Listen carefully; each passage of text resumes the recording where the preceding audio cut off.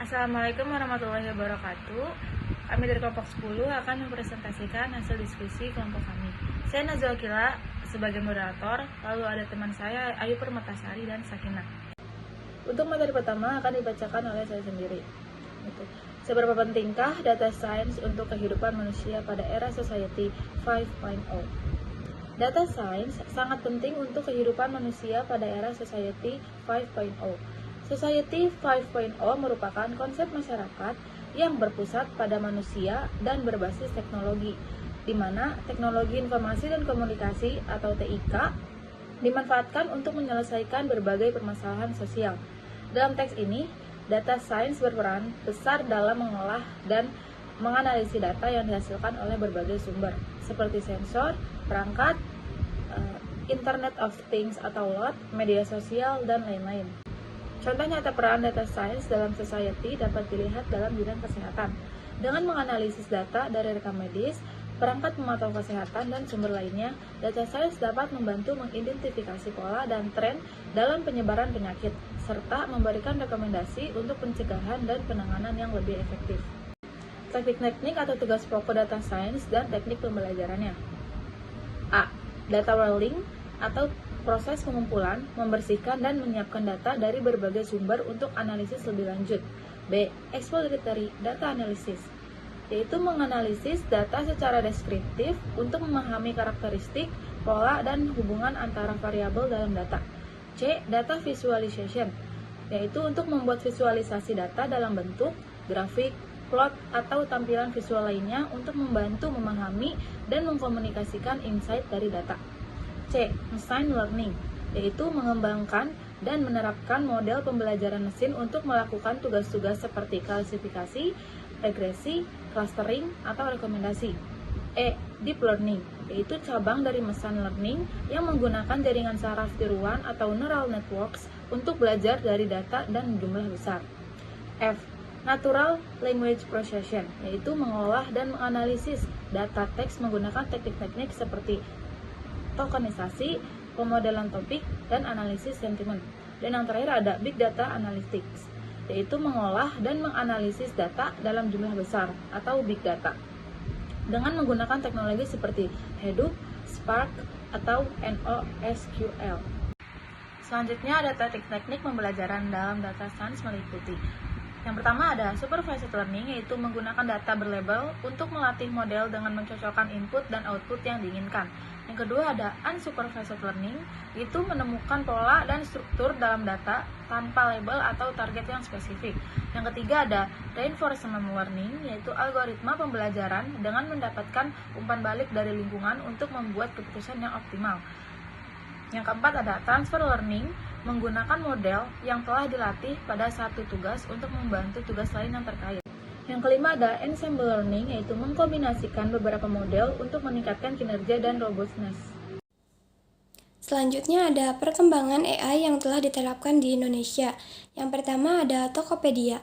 Tokopedia adalah sarana pemasar untuk memasarkan atau mempromosikan produk mereka di media online.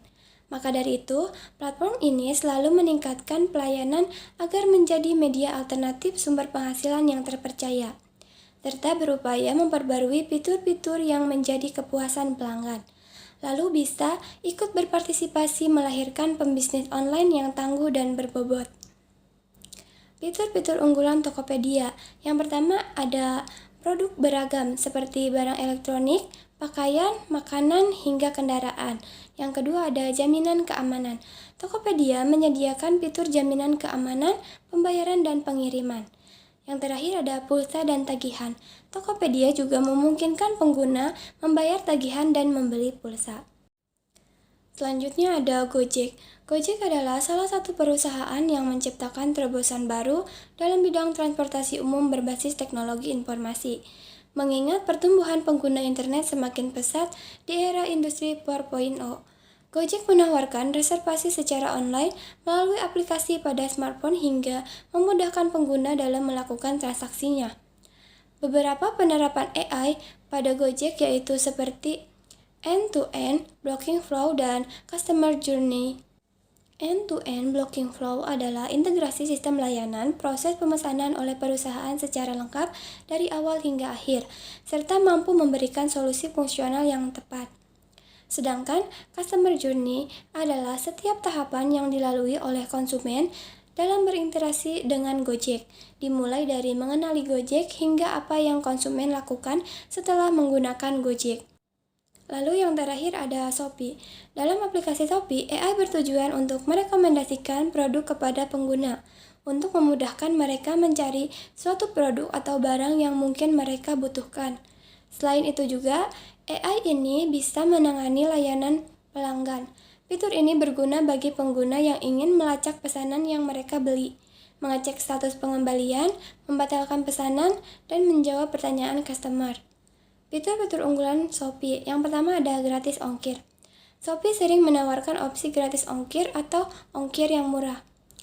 Yang kedua ada Shopee Mall. Fitur ini menampilkan produk-produk dari merek terkenal dengan jaminan kualitas. Yang ketiga ada flash sale. Shopee memiliki flash sale dengan penawaran produk terbatas dalam waktu tertentu.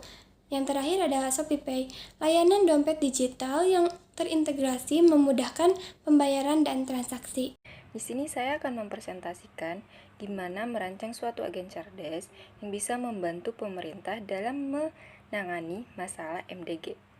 Nah, untuk merancang suatu masalah MDG, kita bisa menggunakan kerangka performance measure, infotainment, actuators, dan sensor.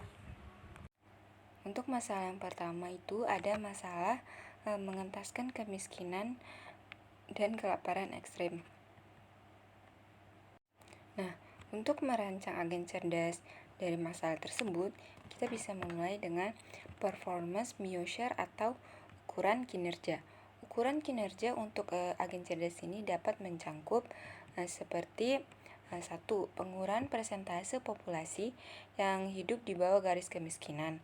Yang kedua, penurunan tingkat kelaparan dan malnutrisi. Yang ketiga, peningkatan akses terhadap layanan dasar seperti pendidikan, kesehatan, dan air bersih. Yang keempat, peningkatan pendapatan rata-rata per kapita di daerah sasaran. Yang kelima, ada jumlah program bantuan sosial yang berhasil disalurkan dan dapat dimanfaatkan dengan tepat. Terus ada environment atau lingkungan. Lingkungan tempat agen cerdas akan beroperasi meliputi seperti yang pertama, data demografis dan ekonomi dari populasi target. Yang kedua, infrastruktur yang tersedia seperti sekolah, pusat kesehatan, dan fasilitas air yang bersih. Yang ketiga, adanya sistem logistik dan distribusi untuk penyaluran bantuan. Yang keempat, kebijakan pemerintah dan regulasi yang terkait dengan pengentasan kemiskinan dan kelaparan. Terus ada aktuator atau penggerak. Penggerak untuk agen cerdas ini mencangkup seperti pertama, adanya sistem komunikasi untuk memberikan informasi dan edukasi kepada masyarakat. Terus yang kedua, platform digital untuk distribusi bantuan seperti uang tunai atau voucher makanan.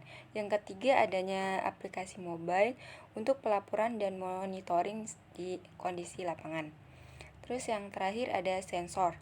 Sensor yang diperlukan untuk agen cerdas ini mencangkup seperti data input dari survei lapangan, sensus, dan laporan masyarakat. Terus juga ada data dari media sosial dan platform digital untuk memantau umpan balik dari masyarakat. Untuk masalah yang kedua itu ada masalah mencapai pendidikan dasar untuk semua. Nah, untuk merancang agen cerdas ini, kita mulai dari performance measure atau ukuran kinerja. Ukuran kinerja yang diperlukan agen cerdas ini meliputi seperti mengukur tingkat partisipasi pendidikan dasar di berbagai wilayah. Kedua, memonitor kemajuan akademik siswa dan ketersediaan fasilitas pendidikan.